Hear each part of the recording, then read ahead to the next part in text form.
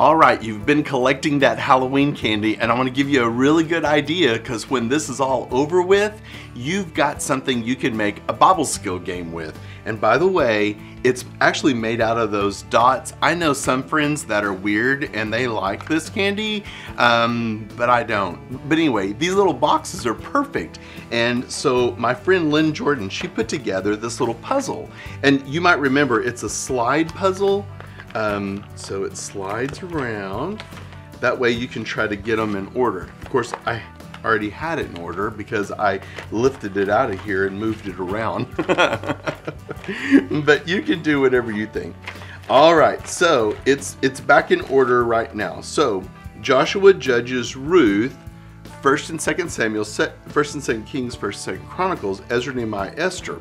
Now, I would say that it would be better to stick with saying 1 Samuel, 2 Samuel, 1 Kings, 2 Kings, 1 Chronicles, 2 Chronicles, because sometimes kids think that this is one book, 1st and 2nd, and so, but this was the box lid that she had. She put some tape around it so that way they would all fit in here.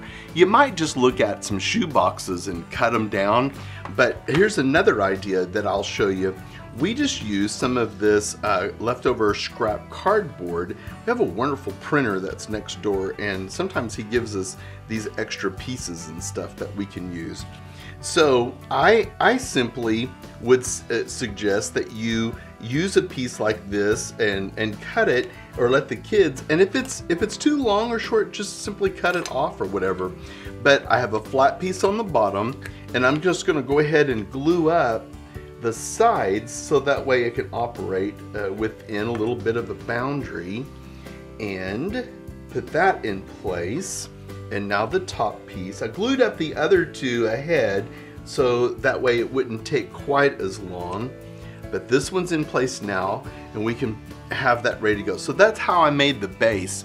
Now again, consider using a shoebox lid or something, that way you can cut it down and slide it together and tape it, and it would work really great that way.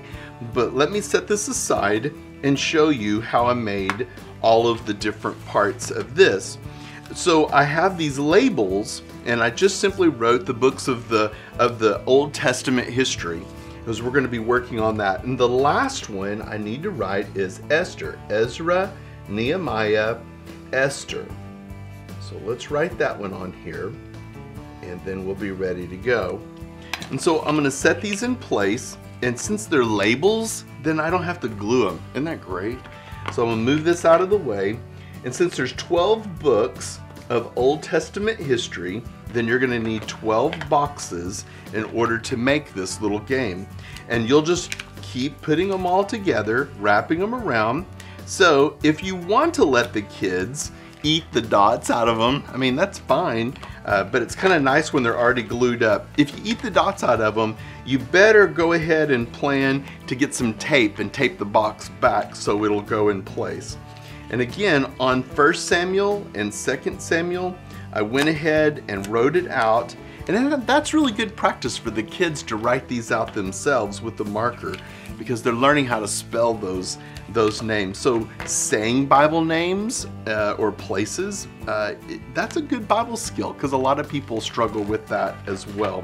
Let me put another one on here, and that would be 1 Kings. And so remember, it's a slide puzzle whenever you're playing the game, and you'll remember this as a kid. You were sliding the pieces back and forth. You can't lift it out. You can only slide it until you can get all the pieces in the right place. You really do want to lift it though. You just need for Joshua to be on the very bottom, because you have to have a space to be able to move them.